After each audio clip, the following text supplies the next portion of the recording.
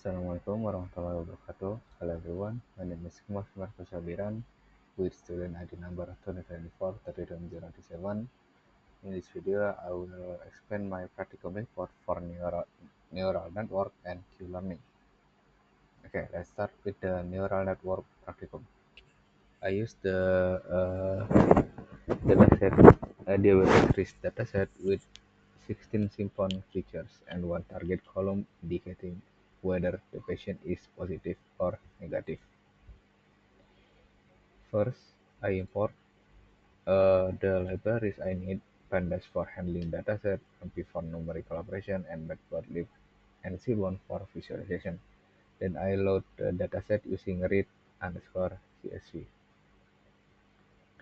with semicolon as the separator since that match in the file format.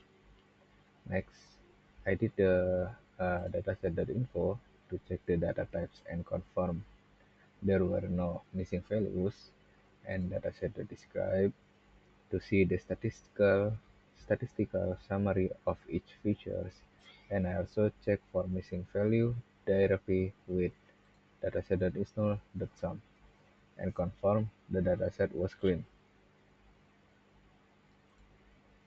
For ADA, I made a outplot to see four-class distribution, positive versus negative class, and histogram to see the age of distribution of patient, and the correlation heat map to see which features are most related to the diabetes class. And then after that, I separate the features and the target into X and Y, then split the data into 70% training and 13% training.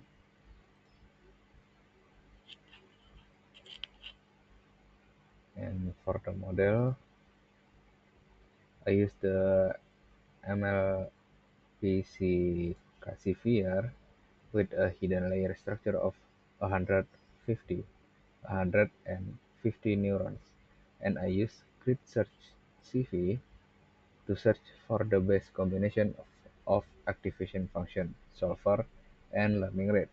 The best combination turned out to be ReLU activation, Adam solver, and constant learning rate with validation accuracy of about 95.3%. And then I evaluate the base model on both training and testing data. The training accuracy was 99.4% and the testing accuracy was 96.8%, which showed the model performed well without severe overfitting. And then I also test it with one manual input to confirm it could predict new data correctly. Finally, I visualize the result with a confusion matrix, a classification report showing precision, recall, and F1 score, and a bar chart comparing training versus testing accuracy.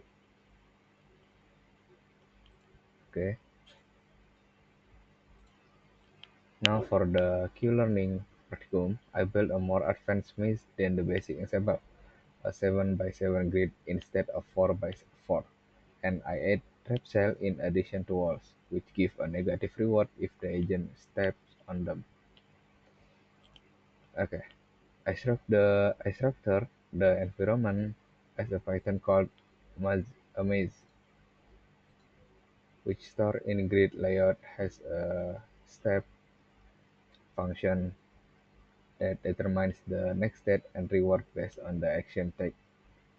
Whether the agent hits a wall, falls into a trap, reaches the goal, or just moves normally.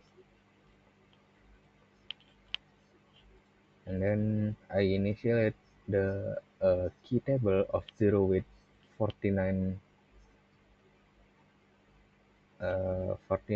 states and 4 possible actions. and set the hyperparameters learning rate 0.7, discount for factor 0.9, and instead of a fixed exploration rate, I use Epsilon decay, where the exploration probability start at 1.0 and gradually decrease as training progress. And the agent was trained for 3,000 epoch. In each epoch, it starts from a random state, choosing an action using the epsilon greedy strategy, moves to the next state, receives a reward, and update the Q value using the Q learning update formula.